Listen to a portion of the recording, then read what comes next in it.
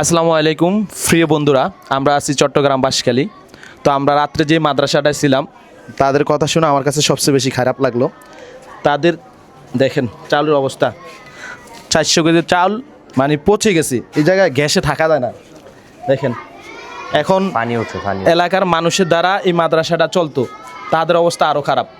যারা মাদ্রাসা চালাইতো তাদের অবস্থা আরও খারাপ। এখন কারা চলাবে? মাদ্রাসা অবস্থা একবারই খারাপ হয়ে গেছে। তো আমাদের পক্ষ থেকে আমরা আমার বন্ধু বান্ধবের পক্ষ থেকে 3 বস্তা চাল এই মাদ্রাসায় দিলাম। আর এই ভিডিওটা করার মূল উদ্দেশ্য হলো প্রবাসী যে ভাইয়ারা আছেন সবাই এই মাদ্রাসার পাশে একটু দাঁড়ান।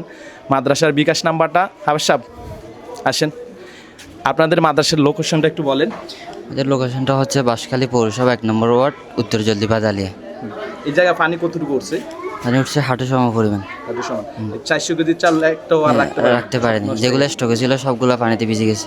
তো প্রবাসী ভাইয়ারা যে যেখান থেকে সহযোগিতা করতেছেন সাধ্য অনুযায়ী, আপনার সাধ্য অনুযায়ী মাদ্রাসার পাশে একটু দাঁড়ান। 42 জন ছাত্র মনে হয় এতিমখানায় ফ্রি খাইতেছে, ডেইলি 42 জন ছাত্র এই মাদ্রাসায় ফ্রি খাইতেছে।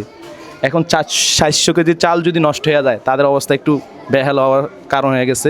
অনেক কিদেবাদি সহ অন্যান্য মালামাল সহ অনেক কিছু নষ্ট হয়ে গেছে। তো আপনাদের বিকাশ নাম্বার একটু বলেন। 01851404023। কেউ যদি এই নাম্বারে মানে বিকাশ অথবা নগদ দোনোটাই আছে না দিতে চান, সাধ্য অনুযায়ী দিতে পারেন, মাদ্রাসার অনেক উপকার হবে। এই মাদ্রাসাটা যাদের মাধ্যমে চলতো তারাই এখন ক্ষতিগ্রস্ত। মাদ্রাসার অবস্থা এখন কেউ দেখার মতো নাই, তাই এই ভিডিওটা আমরা করলাম। আপনারা যদি মাদ্রাসার পাশে দাঁড়ান আল্লাহর পক্ষ থেকে ভালো কিছু হবে। কি বলেন আব্বাস ভাই?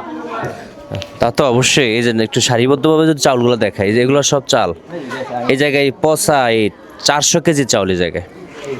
এই যে এগুলো খাওয়ার মতো না। খাওয়ার মতো না এগুলা চাল। তো আমার কাছে সবচেয়ে ভালো লাগে আমাদের মানবিক কাজে সাড়া দিয়েছেন, বিশেষ করে আব্বাসউদ্দিন ভাইয়ের বন্ধু মহলের স্পন্সর এই জায়গা আপাতত আমরা 3 বস্তা চাউল দিয়েছি।